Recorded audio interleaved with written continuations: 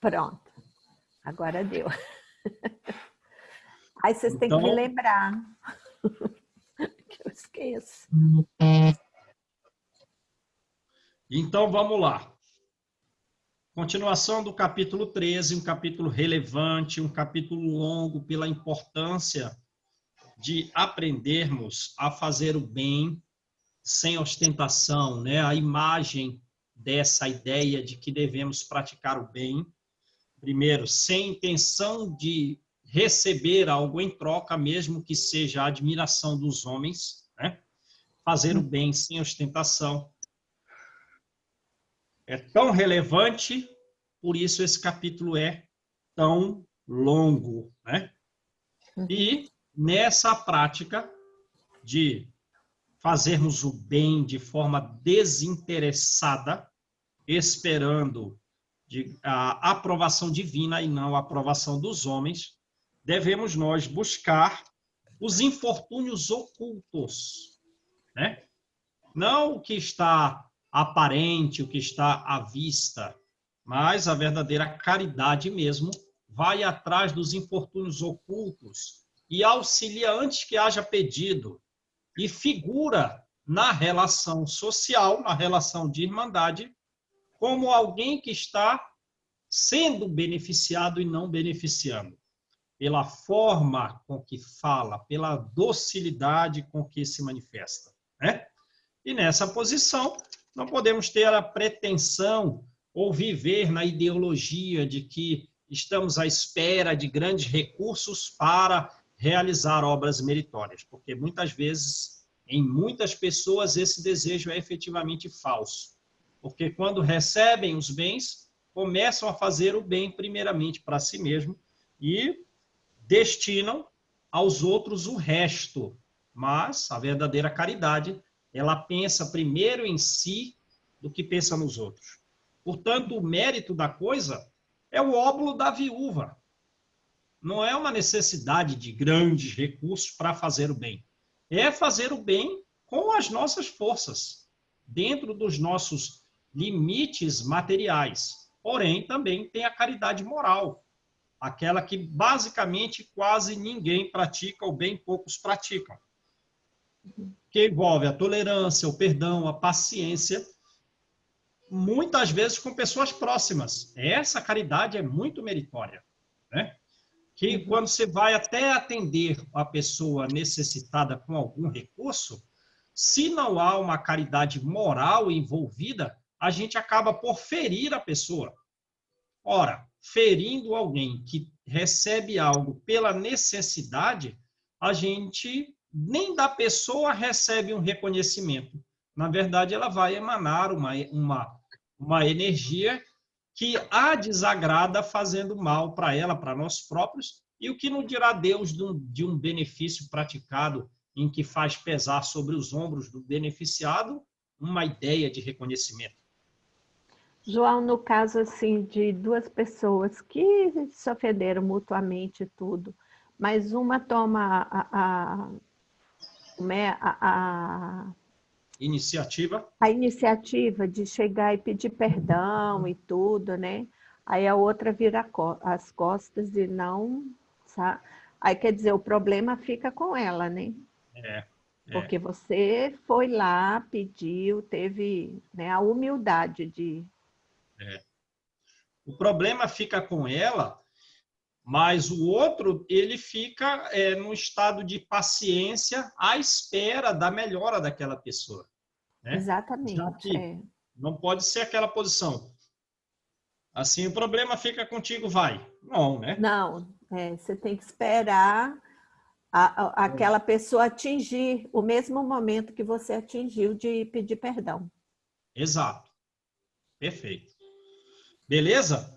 Beleza. E então nós estudamos aí a instrução dos espíritos que veio falar justamente da caridade material e moral, que foi a mensagem da irmã Rosália, certo? Depois nós tivemos uma outra mensagem também sobre a caridade material e moral de um espírito protetor. E começou as mensagens a respeito da beneficência, da bondade. A primeira mensagem foi de Adolfo bispo de Argel. A segunda foi de São Vicente de Paulo, né? A terceira foi de Caritas, a própria caridade dando manifestação. E a gente está para fazer um resumo a respeito da segunda mensagem também, da segunda mensagem de Caritas, porém, a quarta mensagem a respeito da beneficência, da bondade. Certo? Certo. Então, paramos aí. Foi. Então, vamos lá. Caritas vai falar assim, não confundamos a caridade com a esmola.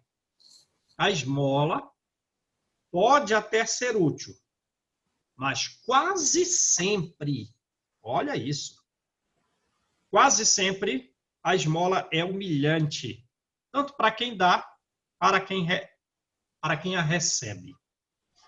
Né? A caridade, ao contrário, ela faz um elo de ligação energética positiva entre o beneficiado e o benfeitor. E muitas vezes, por palavras inteligentes e dóceis e bondosas, o benfeitor se disfarça e sabe se figurar como beneficiado. Também, essa beneficência, essa caridade, pode ser praticada com os amigos, com os parentes. Vê, a gente, em regra, as pessoas vinculam a ideia de caridade com a doação de recurso material. Equívoco total. E creem que a importância está em doar a maior soma de valores. Não. A caridade está em dar o óbolo da viúva com a prática da caridade moral. E com relação à caridade moral, nós podemos praticá-la com os nossos parentes, com os nossos amigos. De forma que sejamos como? Sendo indulgentes, sendo tolerantes com a forma deles se manifestarem, com a forma deles falarem, com perdão das fraquezas, né? Com cuidado para não ferir o amor próprio dessas pessoas que estão próximas a nós. Isso é caridade. Isso é a caridade moral, né? Outra forma de praticar a caridade moral, induzir. Então, veja, não é induzir, não é assim, vamos empurrar. Vamos induzir as pessoas a crer na doutrina espírita, porque a doutrina espírita tem a finalidade de regenerar o homem, de regenerar a sociedade, todo o planeta ser regenerado. Então, é uma caridade induzir as pessoas a crer no espiritismo. E isso deve ser feito sem palavras chocantes, sem atentar contra as convicções nas quais aquela pessoa está naquele momento, né? Atraí-las de forma discreta para as reuniões espíritas, porque estando ela nas reuniões espíritas e sendo os espíritos mais sábios, mais amorosos e mais humildes do que nós, eles saberão tocar os corações dessas pessoas, saberão auxiliá-los, né? Agora, e a caridade para com os pobres, né? Que serão os pobres, né? Recompensados de Deus pela situação difícil em que vivem, bem-aventurados aflitos, porque serão consolados, se não se queixarem das suas dores, das suas dificuldades, das suas misérias. Só que nós podemos contribuir para que eles não se queixem, né? Depende de nós, que temos um pouco mais de recursos, né? Auxiliá-los para que eles não se queixem, de forma que olha o nível da nossa responsabilidade, porque nós vamos contribuir para que essas pessoas, deixando de se queixar, possam ir a colônias espirituais superiores e não ficar retida em situações de revolta em regiões umbralinas. Olha o nível dessa responsabilidade, né? Olha o nível dessa responsabilidade nossa. Porque quanto vale, não aos olhos nossos, mas aos olhos de Deus, retirar algumas pessoas da revolta e das consequências da revolta para lançá-las de súbito a regiões superiores. Quanto vale isso? E também, né, uma outra forma de praticar a caridade são as reuniões semanais que se pode fazer para por exemplo, juntar recursos para as pessoas carentes, para se costurar roupas para os pobres, porque o inverno, a situação de frio virá. E também a fome virá, né? Certo? Certo. E essa perspectiva futura deles, com a possibilidade de frio e de fome, que estão à véspera de chegar, essa ansiedade, essa lamentação, ela pode mudar em bênçãos pelo nosso trabalho, né?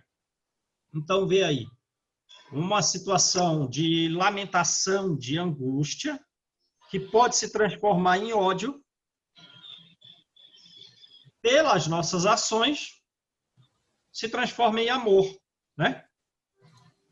Ora, e as comunicações espíritas para que servem nesses grupos espíritas que se reúnem para confeccionar roupa para pessoas carentes, juntar recursos a quem já não tem mais força de trabalho ou que por um período está sem trabalho. As comunicações espíritas servem para nos encorajar a essas práticas, né? E os homens também podem participar dessas reuniões. Se não vão costurar, não que não possam costurar também, qual o problema? Que também sejam trazidas leituras edificantes.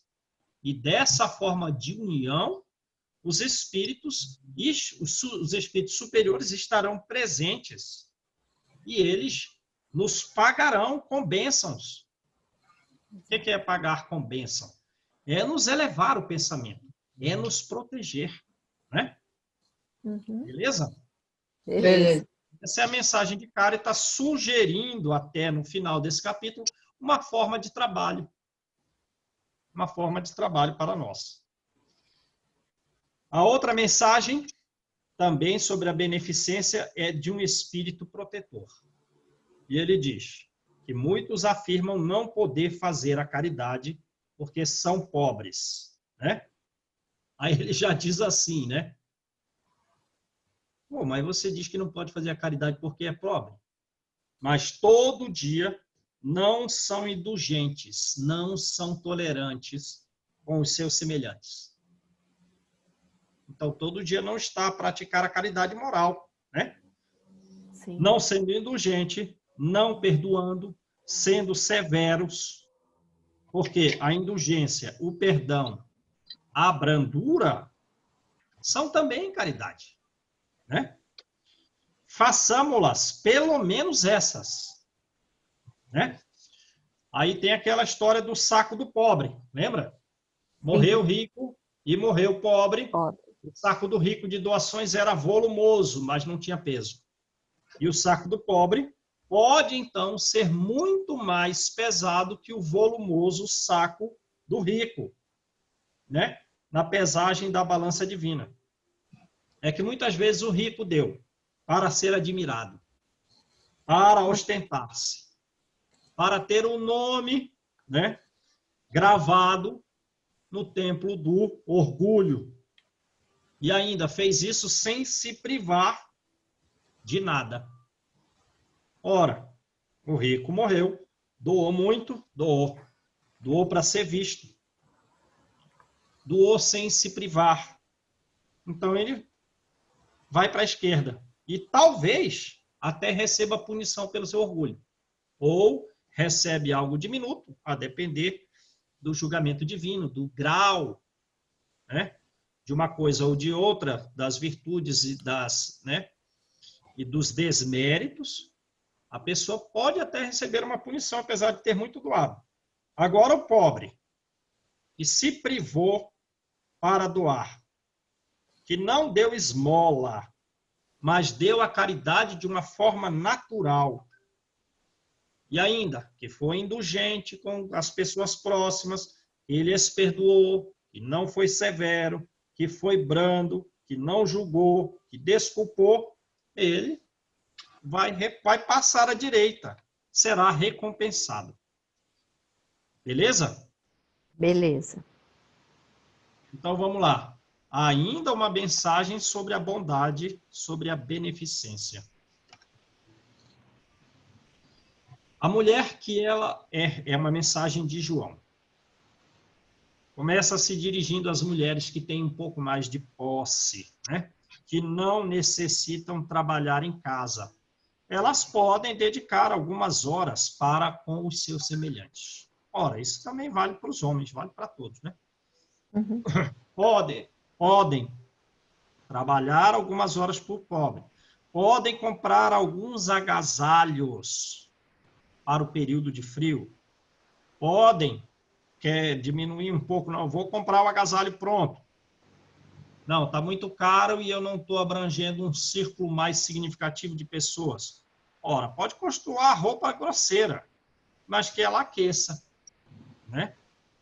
Pode auxiliar as crianças que ainda nascerão.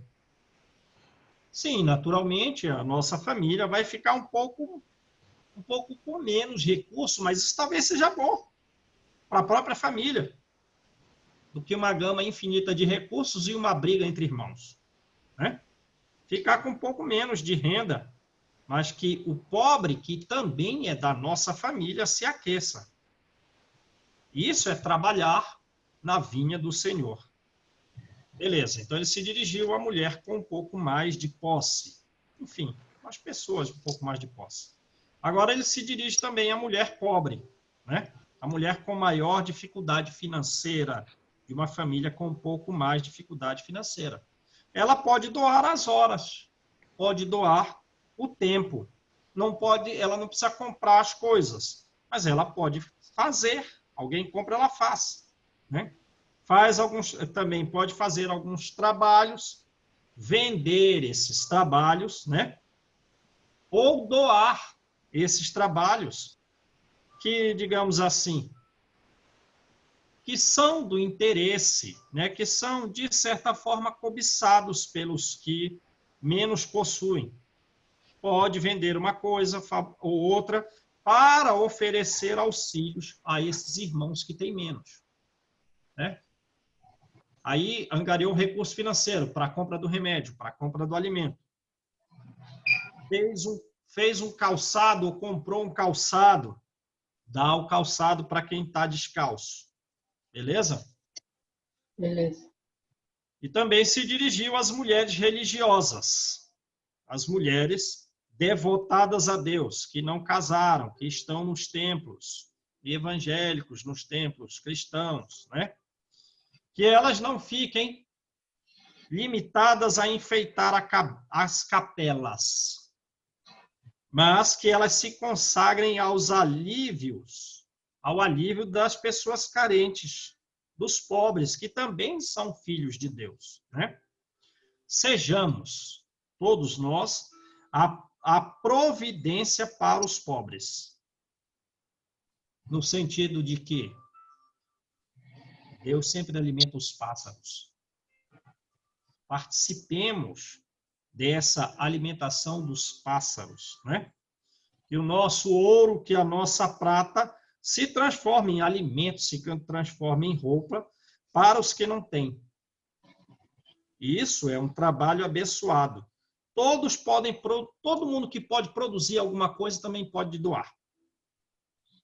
Doa inteligência, doa estudo, doa inspirações, consolação aos necessitados e seremos abençoados, né?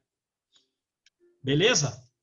Mesmo os escritores, mesmo os poetas que muitas vezes escrevem assuntos de interesse mundano para pessoas, né, desinteressadas de uma prática religiosa, estão mais ali no gozo da vida, mesmo esses escritores, esses poetas, eles podem consagrar o produto de alguma das suas obras ao socorro de pessoas infelizes. O mesmo pode fazer o pintor, o escultor, o artista, enfim. Todos nós podemos doar alguma coisa, de qualquer classe em que estejamos, né?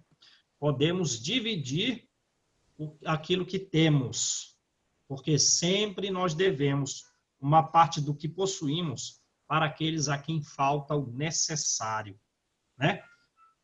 Porque se nós estivéssemos nos lugares em que eles estão, também gostaríamos de receber. Sim ou não? Sim. Sim, com certeza. Receber. Se coloca na posição de uma pessoa que nunca teve um carro, que anda de bicicleta, ou às vezes anda a pé, que anda debaixo do sol, de chuva, subindo ladeira, que passa frio, que a família está muitíssimo carente. Sua rua não tem nem calçamento, só barro, lama. Rua só barro, lama, crianças doentes, crianças famintas. Né? Então, diminuamos um pouco dos nossos tesouros terrenos, porque a diminuição dos nossos tesouros terrenos implicará o aumento do nosso tesouro no céu. A colheita no céu pode se dar pelo cêntuplo daquilo que nós semeamos aqui. Então, nós não temos ideia de quão pode ser valorizado o benefício dado, semeado aqui na terra, pode resultar em colheita centuplicada no plano espiritual. Beleza? Beleza. Só um ponto. Ana, manda lá o link da prova para os alunos. Beleza? Oi, né? Tá. Então, vamos lá. O próximo assunto é sobre a piedade, a mensagem de Miguel. Beleza? Sim. A piedade é a virtude que mais nos aproxima do reino angelical.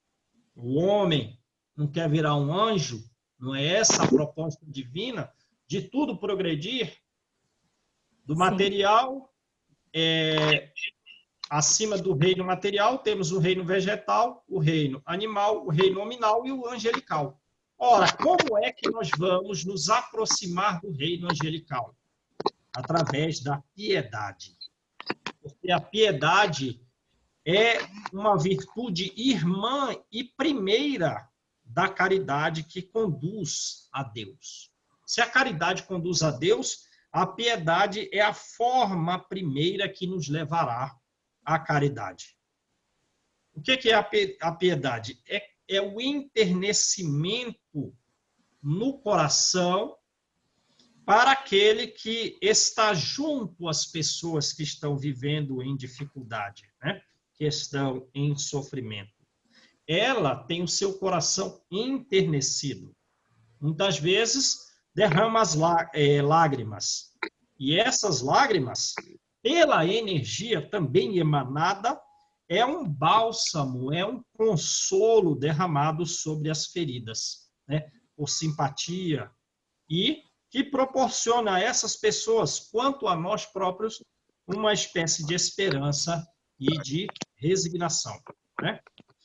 O encantamento vai surgir ao lado do amargor, porque, de primeiro, a situação está com muita dificuldade daquela pessoa com quem nos aproximamos. Mas com o auxílio prestado, o que era amargo vira um encanto, né? Nasce da desgraça, sem dúvida, o encantamento, né? E esse encantamento é duradouro. E é diferente do amargor originado dos gozos mundanos da vida e do vazio que é consequência desse gozo mundano da vida. Porque uma coisa é, quando você se aproxima para realizar a atividade de caridade, a situação está difícil e se torna positiva. Agora, o gozo material é o contrário. Começa tendo alguma satisfação de prazer, porém a consequência é a dor, é o sofrimento, é o vazio, e daí, mais para frente, surgem os problemas psicológicos significativos.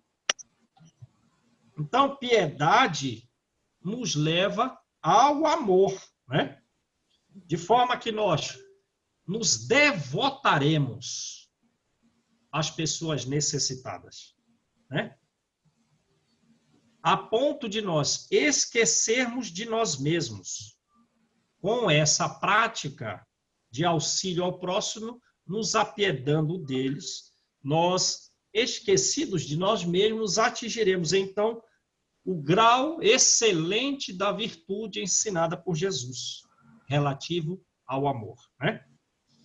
Quando a doutrina espírita trouxer o restabelecimento do cristianismo primitivo, praticado com a sua pureza inicial, né? Quando ela for, a doutrina espírita, admitida em todos os povos, ela tornará feliz a terra, porque nela reinará a concórdia, a paz e o amor. Essa é a finalidade da doutrina espírita, né? Regenerar-nos, a todos nós, regenerarmos-nos sentimentalmente, principalmente. Esclarecermos, sim, mas alterar os sentimentos dos nossos corações. Beleza? Beleza. A piedade é, portanto, o primeiro sentimento que nos faz progredir. Porque nós ainda não somos amorosos, não somos caridosos em nível significativo. Ou, às vezes, até praticamos a caridade, mas, de outro lado, nós caímos em sentimentos opostos. A piedade é o sentimento primeiro que nos fará progredir, que nos fará dominar o nosso orgulho, o nosso egoísmo e nos predispor à humildade, à bondade e ao amor, né? Beleza? Sim. É a piedade que se comove ao socorrer. É a piedade que estende as mãos. É a piedade que tem simpatia, né? E não devemos abafar esse sentimento, essas emoções, né? Com desejos egoístas, afastando os aflitos porque nós nos sentimos algo inicialmente perturbado com as suas dificuldades, com as suas misérias, né? Devemos temer justamente essa indiferença, que corresponde a uma tranquilidade morta, que oculta no seu interior muita lama e muita corrupção, né? Então, naturalmente, vai praticar o bem diante de pessoas com imensas dificuldades. Surge um constrangimento natural? Surge ao contato da dificuldade alheia, né? Grande, porém, é a compensação, é o que vem depois, por se dar coragem, por se dar esperança a um irmão infeliz, né? Por apertar-lhe a mão, né? Por fazê-lo com o benefício doado, marejar os olhos de emoção, dirigir para nós um doce olhar antes de dirigir uma prece a Deus por nós. Beleza? Beleza. Então, a piedade é o primeiro sentimento, que começa com alguma melancolia, mas é o precursor de um sentimento muito profundo de caridade. É a primeira das virtudes que irá nos enobrecer. É a piedade. Beleza? Beleza. Então, vamos lá. A outra mensagem é de um espírito familiar relativa aos órfãos. Ele pede para que nós amemos os órfãos. Porque é muito triste, diz o espírito. Muito triste é a solidão e o abandono, principalmente no período infantil. E para que serve a orfandade no mundo, senão para nos estimular a maternidade e a paternidade? Amparar a criança que sente fome, que sente frio, dirigi-la para que não se torne viciosa, é uma caridade divina, é uma caridade sublime, né? A criança socorrida, muitas vezes, e na verdade, pelo livro Nos Domínios da Mediunidade, sempre, né? É alguma pessoa próxima a nós, é uma pessoa que nos foi cara em vida anterior, mas que nós, se soubéssemos quem são essas crianças, né? Que hoje, por exemplo, nós atendemos lá no Projeto Nova Lima, passamos muito tempo em contato com elas, dando instrução, dando também pelo nosso comportamento algum auxílio moral, e agora com a pandemia, através aí dos meios de comunicação, se nós nos lembrássemos quem elas são, para nós não seria caridade, seria um dever auxiliá-las. Dessa forma, toda pessoa que nós auxiliamos é, na verdade, um irmão, né, com o direito de caridade, ao qual não devemos nunca ofertar uma espécie de serviço que possa magoá-la. Né? Beleza? Beleza. Assim, sempre devemos doar de forma delicada, com boa palavra, com carícia e sempre um sorriso amigo. Evitemos sempre aquele ar de proteção, de que nós somos protegidos de Deus e eles são, digamos assim, desprotegidos de Deus. Vai ver como eu estou bem e você está mal, e faz um ar de proteção, porque isso é uma lâmina que faz sangrar o coração, e é uma ideia oposta, porque das provas mais difíceis virão as maiores vitórias. E geralmente essas pessoas que estão em maior dificuldade, frequentemente eles serão os primeiros do reino dos céus e nós seremos os últimos. Então não tenhamos a ideia de que somos protegidos, pelo contrário. Eles, com maior dificuldade, provavelmente vencerão etapas superiores às nossas etapas. Né? Então, evitemos esse ar de proteção e consideremos que a prática da caridade é um trabalho para nós também, não só para eles, como também para nós. Beleza? Beleza.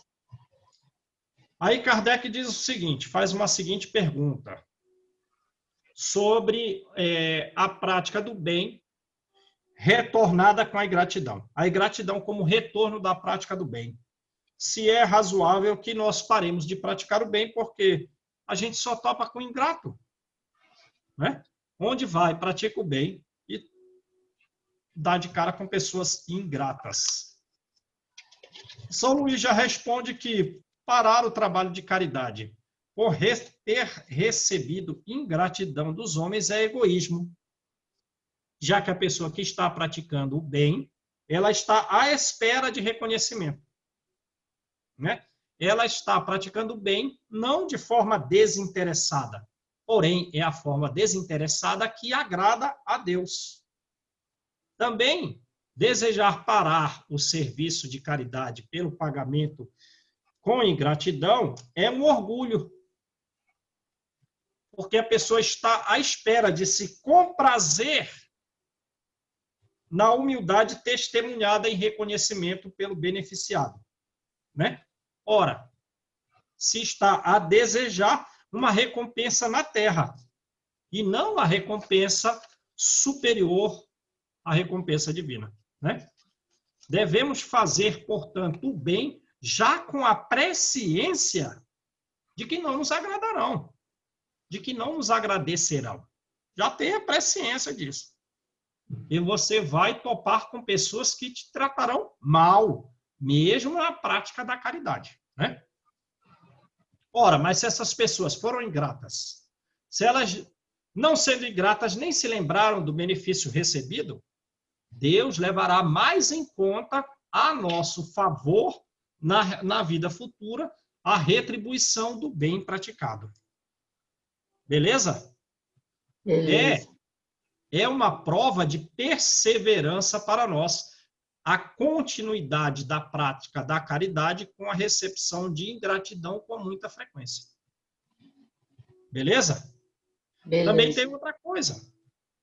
Esse benefício que nós esperamos ter despertado no coração alheio e que não despertou, gerará fruto mais tarde.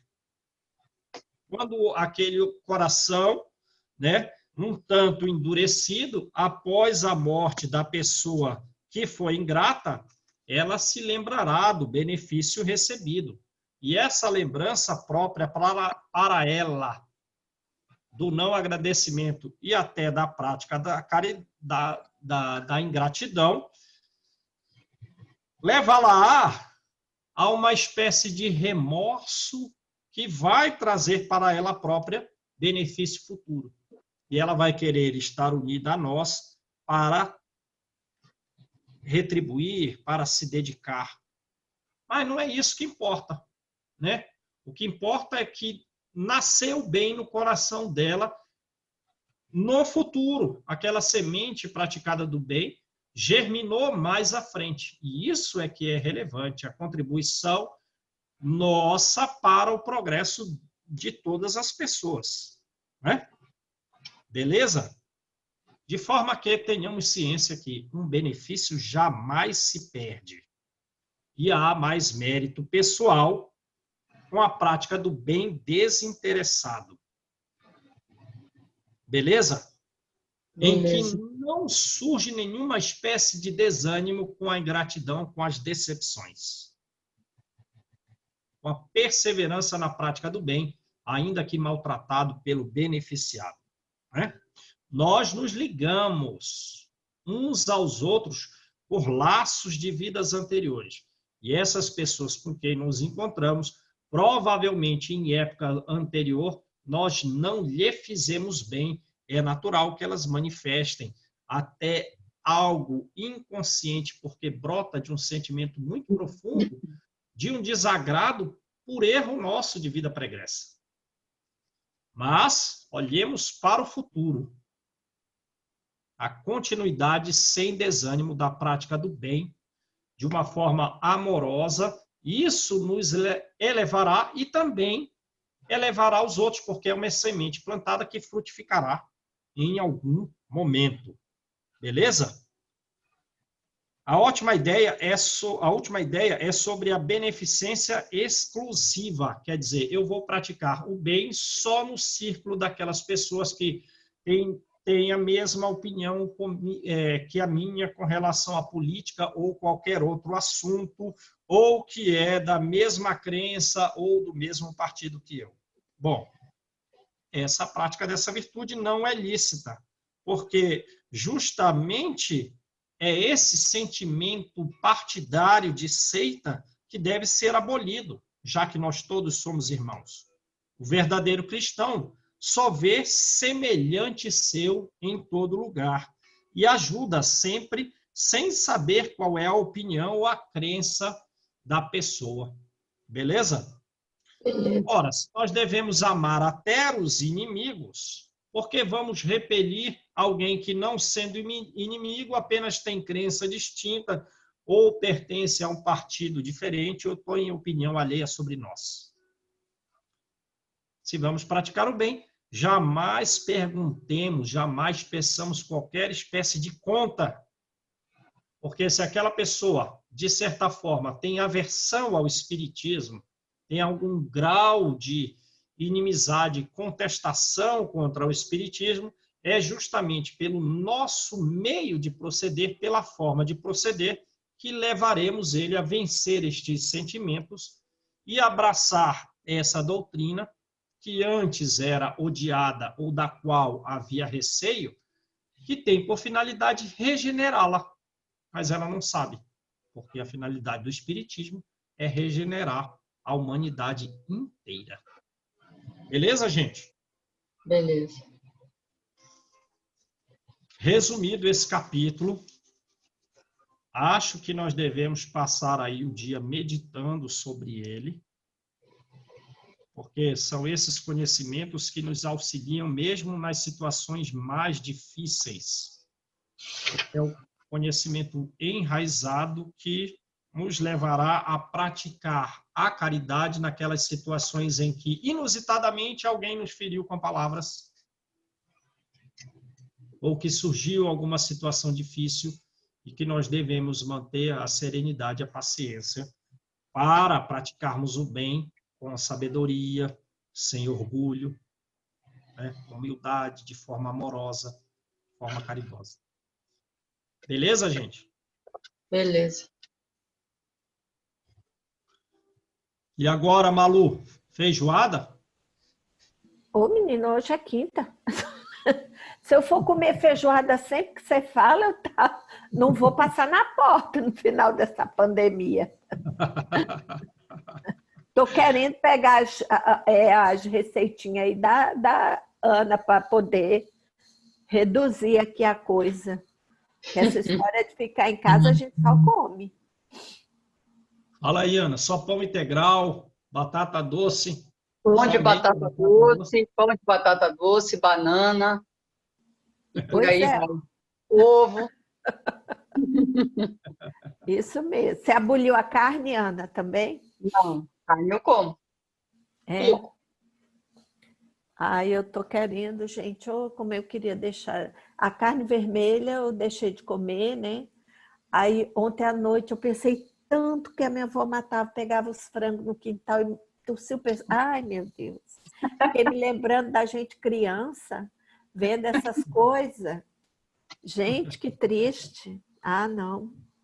Ontem aí eu já tinha deixado, né, o frango por um bom tempo, mas aí quando veio essa pandemia, aí eu digo, gente, e agora? Vou ter que comer, porque é a única, assim, proteína que tinha, mas assim, eu procuro comer pouco, né? Eu creio que ainda nós precisamos, Malu. Eu parei de comer um tempo, daí eu adoeci, tive que voltar a comer. Então, mas eu estava comendo peixe, aí minha cunhada fica assim, você está matando o bichinho de gato. Ai, Senhor, o que eu faço? Ai, No João, fundo não você está já... matando, né? Porque a gente comprou a carne que está no mercado. Pois é, mas né, não deixamos de estar comendo ali o bichinho que foi morto. Ontem eu fiquei imaginando, eu digo, gente, o que será que passa para o produto, né? O momento que aquele animal é morto com tanta agressividade. Cara, Malu, agora você me deu até uma tristeza. Mas com certeza isso passa para o alimento. Não, eu acho que a gente pode comer só um pouquinho. Comer de tudo, mas pouco. Entendeu? Não tem como realizar essa mudança de uma forma muito abrupta, né? Não tem. E a gente já não pratica o que a avó da Malu falou, mas a nossa ancestralidade, por longo tempo, se vinculou à alimentação da carne. Então, a gente não vai conseguir abolir isso de forma muito abrupta, né? O que não poderia acontecer é se os frigoríficos eles vão matar. E isso é um momento prévio antes da nossa alimentação, né? E a gente vai mudando isso aí devagarinho. Não vamos nos abalar sentimentalmente com essa questão. O que não pode é, se eles pararem de produzir, nós que vamos matar. Né? Ai, eu não tenho coragem. Não tenho coragem. A carne já está lá, morta. E a nossa constituição fisiológica, por longo prazo vinculado à alimentação da carne, ainda exige isso. São outros que fazem a matança. Daí, por isso que muitas vezes os sacrifícios de animais no passado eram feitos com extremo agradecimento. Era realizava uma morte não de forma, digamos assim, a proporcionar dor ao animal, e fazia aquele sacrifício antigo como uma espécie de prática em que os sentimentos eram elevados, em que havia uma espécie de agradecimento pelo alimento doado, não era praticado de forma cruel, né? Hoje, a indústria, digamos assim, pela ganância vinculada à questão financeira, transformou esses sacrifícios praticados com bons sentimentos ritualísticos em algo prático, assim. Para matar, para alimentar, né? Até porque, Malu, eu trabalho com isso, trabalho na área da pecuária, entendeu? Eu ainda sou... Meu Deus, agora eu tô com a consciência mais pesada. Desculpa. Não, isso daí a gente vai mudar devagar. E lembra, não é aquilo que nós nos alimentamos. Esses seres, eles permanecem vivos. Nós não vamos falhar por aquilo que nós nos alimentamos. Nós vamos falhar pelaquela palavra grosseira, por apontar o dedo, por não ouvir aquelas palavras e mudar a fisionomia, por não ser tolerante, por numa situação de necessidade de alguém, nós nos omitirmos. A gente vai falhar pelo que sai da nossa boca e não pelo aquilo que entra. Isso é muito mais relevante. Muito mais relevante. Uhum. De carne nós temos necessidade pela nossa ancestralidade, e não somos nós que estamos matando. A carne está lá. João, quanto tempo você é espírita? No supermercado vai apodrecer se não comer. Já está morta. Tem que dar uma finalidade útil. Por exemplo, mata até um animal de caça.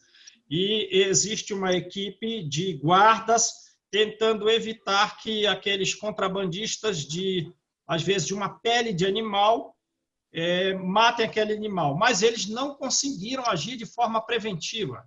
A carne está lá, morta. O que se vai fazer com aquilo? Ora, doa quem tem dela necessidade. Porque já o mau ato já foi feito. Ô, Malu? E o apodrecimento da carne não vai gerar benefício. Pode gerar benefício, porque o homem vem de uma natureza animal. Nós viemos do reino animal. Ainda estamos, de certa forma, vinculados a isso. Mas nós vamos sair disso principalmente pela alteração do nosso mundo mental. Alterar o mundo mental para melhor é alterar a nossa própria vida e alterar primeiro a constituição espiritual, para depois, no futuro, alterar a constituição física. Mas tem muita gente que não come carne, né? Muita gente. Tem, mas aí acho que é do próprio espírito também. Já. Tem muita criança que está nascendo e não come carne. São outro tipo de espíritos, né? Mas você sabe que tinha um zelador lá onde eu morava? Não come carne, mas trata mal os outros? Adiantou? Não, essa parte é a principal. Comportamento sociomoral elevado. Isso é o primeiro. O outro virá depois. Uhum. Então, tinha um zelador onde eu morava, que ele trabalhava lá. Ele, uma pessoa boníssima, ele matava os pombos para alimentar os filhos. Ele tinha 6 filhos. Tem, né? Ele não faleceu. Ele tem 6 filhos, já estão todos homens já. Mas ele matava os pombos porque ele precisava levar alimento para a casa dele. Quer dizer, você vai julgar uma pessoa dessa? Mas nunca. E pensa numa pessoa boníssima. É o que o João está falando, é isso que importa. João, quanto tempo você Paulo comia peixe. Paulo comia muito peixe. Ele Chico também comia carne. Pescava e fritava. Para ele e para os outros. Nas viagens, quem fazia a cozinha era ele, porque João Marcos não queria cozinhar. Então, tinha ele, Barnabé e João Marcos para comer. Queriam passar essa atividade para o João. Ele ainda jovem. Não, eu não vou fazer isso, não. Era Paulo que assava os peixes, descascava, cortava, então tirava as entranhas e se alimentava de peixe, porque se ele não se alimentasse dos animais, nós não teríamos o cristianismo no mundo. Não, agora eu não vou me alimentar de peixe. Não é. Essas questões alimentares vêm como consequência da nossa alteração de raciocínio, de prática do bem. Isso vem depois. Não podemos botar a carroça antes dos bois, não dá. E a nossa espécie ainda depende desse alimento, né, João? Ainda nós A estamos nossa nesse constituição estágio. depende. A nossa constituição depende. Aí algumas crianças não comem carne, algumas não comem carne, mas tem que comer 300 ovos, tem que. E beleza, substituiu a carne, legal. Mas e como está o lado moral? Como está o lado, né? Comportamento social? Isso é verdade. Mas, João, me responde aí, João. Quantos anos você é espírita? Eu? É. Desde o ano 99, acho que é 99 ou 2000. Então, tem aí 21 anos. Bastante. Como que eu me tornei espírita? Com uma decepção. Eu sempre passava em tudo que eu queria nos concursos públicos, e um deles me levou à derrocada, à decepção. Então, dali eu me revoltei contra Deus, né? Porque eu sempre passava em tudo que eu queria e tal, e nesse concurso eu tive uma derrota. Mas foi a minha maior vitória, porque a minha mãe falou assim, olha, filho, vai no centro espírita aí. Aí eu cheguei no centro espírita lá no final do Leblon, no Alto Leblon. Quem estava fazendo a palestra era o Raul Teixeira.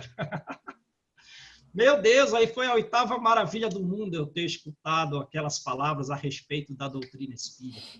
Então, foi uma decepção que me levou a uma vitória superior, né? Me levou ao concurso público almejado à época, né?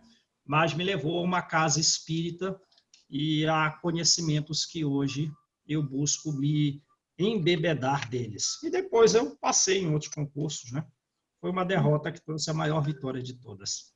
Sem o espiritismo, acho que hoje eu estaria bastante angustiado, debilitado psicologicamente, no sentido de ter menos saúde mental e física que só o espiritismo me proporcionou.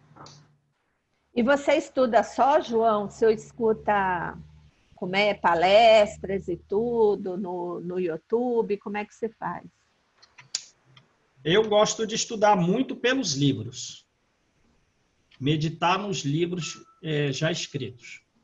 Restrito a Kardec, aos livros do André Luiz, eu estudo muito André Luiz, estudo bastante Joana de Ângeles, Amélia Rodrigues, só aí já é uma gama imensa de Você livros. estuda Emmanuel? Pouco, mais esses aí.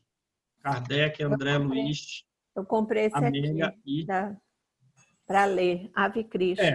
Estamos lendo aí, estudando bastante o livro Paulo Estevam. Então, Emmanuel, sim. Uhum. Então, inclui o legal. Emmanuel também. Beleza, gente? Beleza. Quem faz a prece? Agora. Vamos à prece. Não vai ser a feijoada, mas vai ser alguma outra coisa, certo?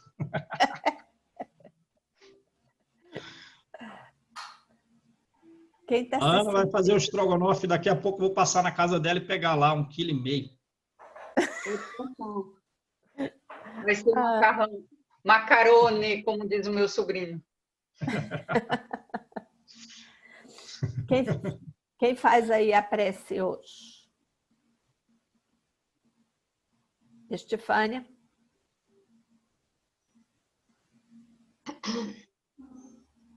Amado Mestre, agradecemos por mais esse dia de estudo, de confraternização do Teu Evangelho, que nos possa trazer mais acalento para o nosso dia, para nossas dores físicas e principalmente do nosso espírito.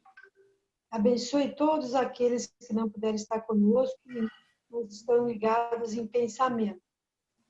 Obrigado, Senhor, pelas dádivas da vida, pelo progresso, de nós chegarmos até aqui, buscar o entendimento do Teu Evangelho, nos elevando para dias melhores, abrandando os nossos antepassados que nos recordam e trazendo nova vida, novas esperanças. Obrigado, Pai, pela blandura deste dia. Confraternizamos conosco através do Teu Evangelho. Obrigado, Senhor, pelo nosso planeta maravilhoso, pela família que temos e pelas dificuldades que precisamos para o nosso crescimento. Só temos que te agradecer, ó Pai, nada a pedir.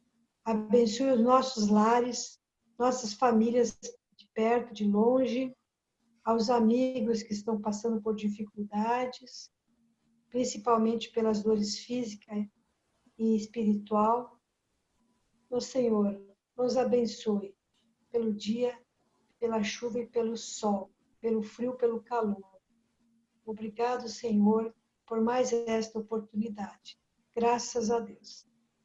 Graças a Deus. Que assim seja. Amanhã.